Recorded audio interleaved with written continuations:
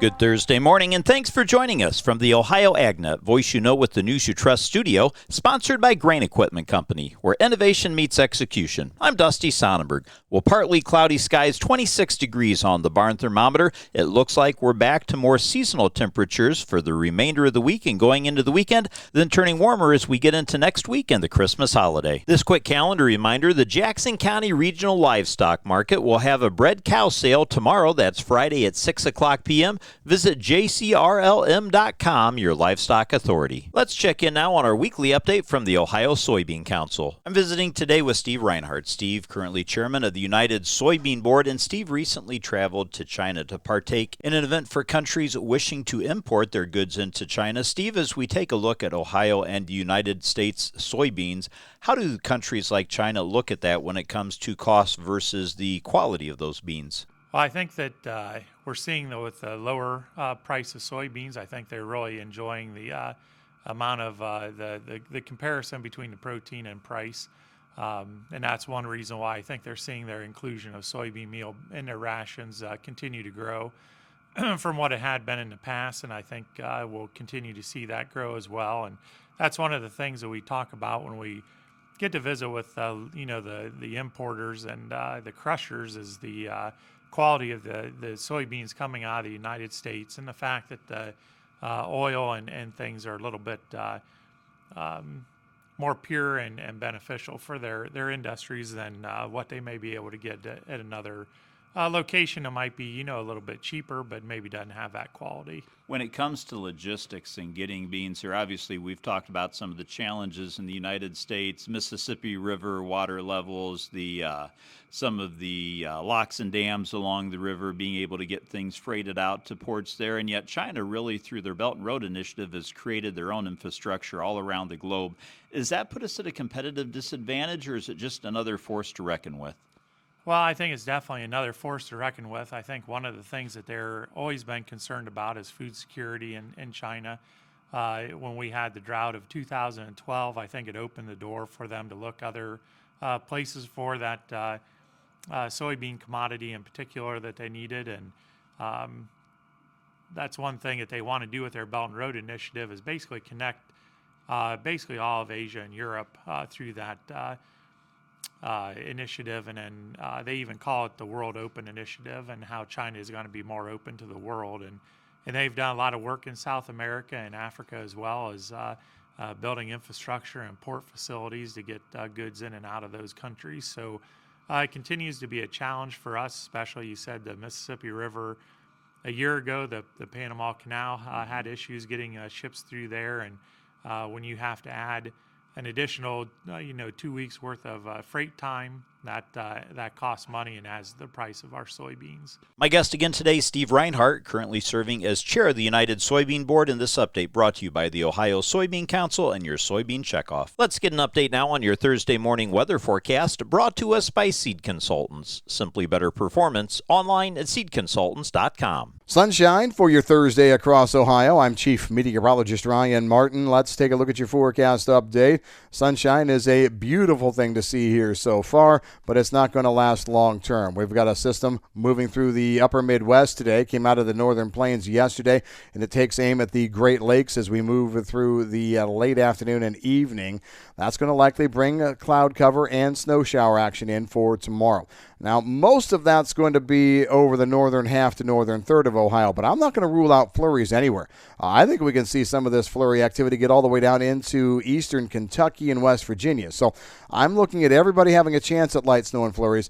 If you're looking at accumulation, coating to an inch or so, to me, in my mind, that's better north than anywhere else, but I won't get too wild and crazy anywhere and say people can't see a coating. It is chilly, and this is taking aim at us for sure. Now, behind this, we are putting together a bit of lake effect for Saturday, but that's only going to affect the northeastern parts of Ohio near Lake Erie. The rest of us should see partly sunny skies while we are chilly for the weekend. Nowhere near the temperatures of last week, that's for sure. And then we go into next week, Monday the 23rd, still with some cool air here, and that leads to some precipitation overnight Monday night into Tuesday. Light snow to start, and then Tuesday afternoon, evening, rain trying to come in. Anywhere from a tenth to half an inch of liquid can come with that wave. Warm for Christmas Day, and then rain back in behind it for late Thursday night through Friday and Saturday. I'm Ryan Martin. Thanks, Ryan. Stay tuned. We'll be back with more after this. Since 1926, Nationwide has been rooted in agriculture. Founded as the Farm Bureau Mutual Automobile Insurance Company with a mission to protect farmers and their communities, we honor our legacy by offering solutions that evolve with the complex needs of today's farms. As the leading insurer of America's farms and trusted by 8 farm bureaus for 100 years and counting, Nationwide is on your side. Number 1 insurer based on 2023 direct written premium per AM Best. Nationwide Mutual Insurance Company and affiliates, Columbus, Ohio. Well, taking a look at your agricultural headlines, the big news is that Farm Aid appears to be caught in a political standoff. Now, less than a day after details were released, the entire funding bill for the federal government and nearly $31 billion in disaster and economic aid to farmers appears to fall apart because President-elect Donald Trump, Vice President-elect J.D. Vance, and their advisors Elon Musk all want to kill that overall bill. In a statement, Trump and Vance said, quote, Republicans want to support our farmers, pay for disaster relief, and set our country up for success in 2025. Now, the only way to do that is with a temporary funding bill without Democrat giveaways, combined with an increase in the debt ceiling. Anything else is a betrayal of our country. They added that, quote, Republicans must get smart and tough if Democrats threaten to shut down the government unless we give them everything they want, then call their bluff. It's up to Schumer and Biden, who are holding up the aid for our farmers and disaster relief. Now, this chaos would not be happening if we had a real president, he said, and we will in 32 days. Now, the current funding bill expires at 12:01 a.m. this coming Saturday, December the 21st, raising the likelihood there will be a government shutdown unless some immediate actions are taken. As the agricultural economists and accountants were crunching numbers on the economic aid payment to farmers, Republicans took to social media and conservative news outlets to bash the bill.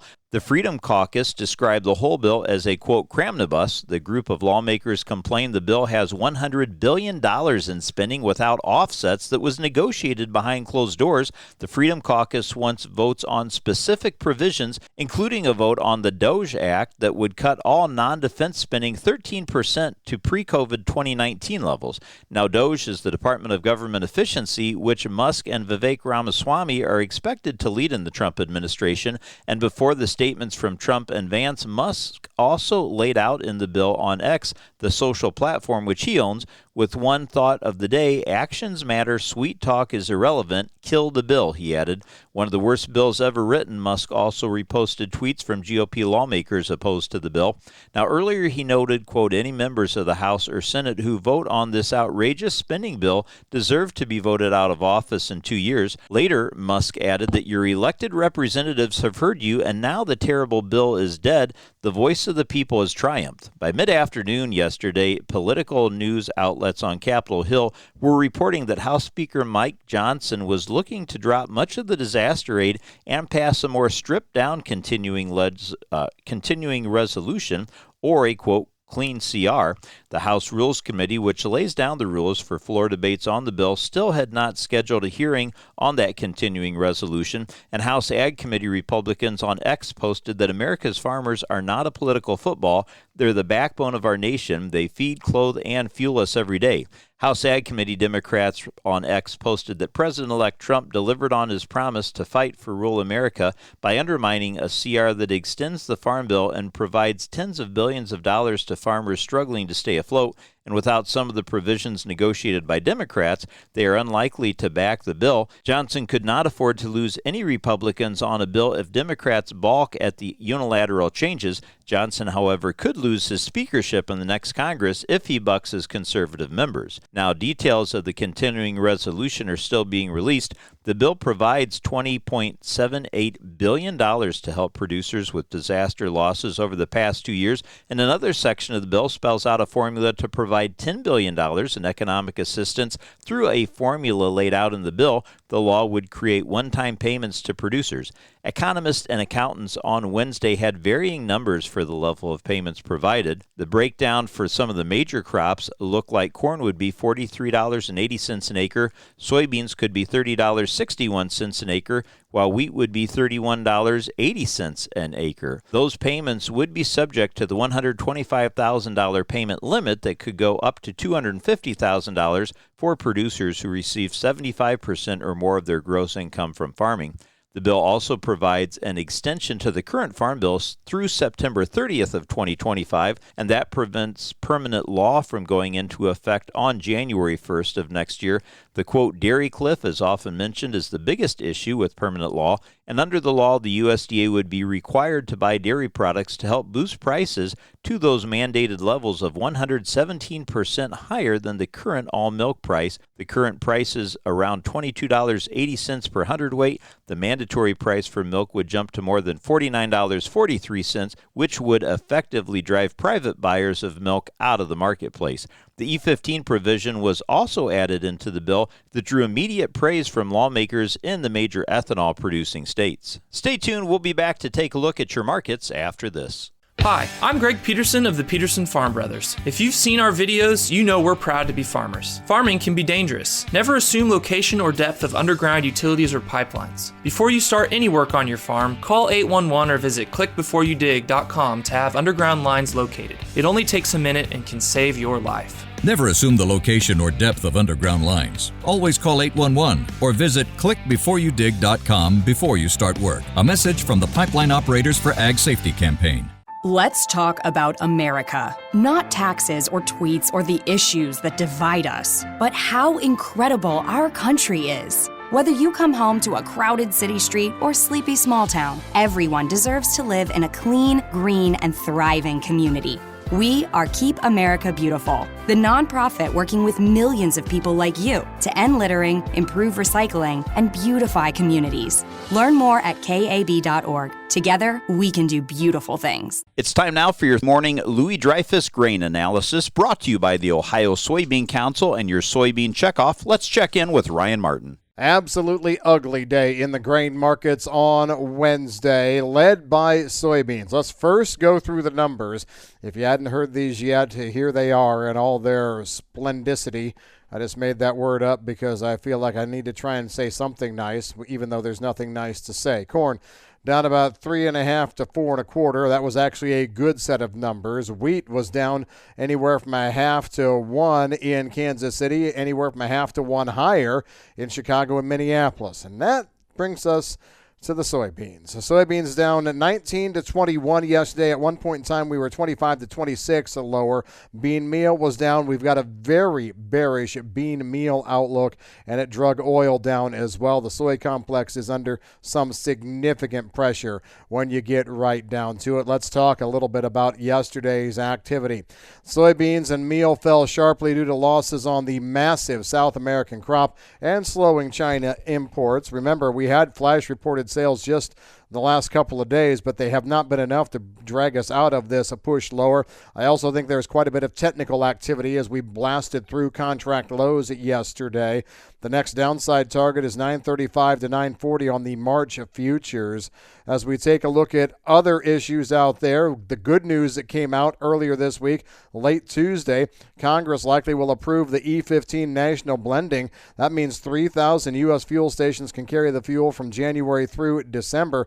That may add 20 to 50 million bushels to the U.S. corn grind for ethanol, but it did not have a story for the soybean side. There were rumors that the Senate could add back the $1 a gallon blender's credit into the stopgap spending bill. However, that did go away late Tuesday into Wednesday, so I don't think that's a talking point going forward. Speaking of flash sales, we did have a Columbia purchase yesterday, 135,000 metric tons of corn and 120,000 tons of soy meal for the 24-25 crop year. Once again, though, the implied demand is weakening, especially out of China in the face of that huge South American crop. I'm Ryan Martin. Thanks, Ryan. Let's take a look now at how your markets closed, brought to us by Seed Consultants. Simply better performance, online at seedconsultants.com. Well, March corn closed down 6 1/4 cents, and May corn was down 6 1/4 as well. January soybeans closed down 25 cents, while March beans were down 25 1/4, and March Kansas City wheat closed down 3 3/4, while March Chicago wheat was down 3 3/4, and March Minneapolis wheat was down 3 cents. In the overnight trade, March corn is down 1/4 penny at $4.37. January soybeans are down 4 cents at $9.47 3/4 cents, and wheat for March trading down 4 1/2 cents at $5.36 3/4 cents. Thanks for joining us. Have a great day. You're listening to the Ohio AgNet.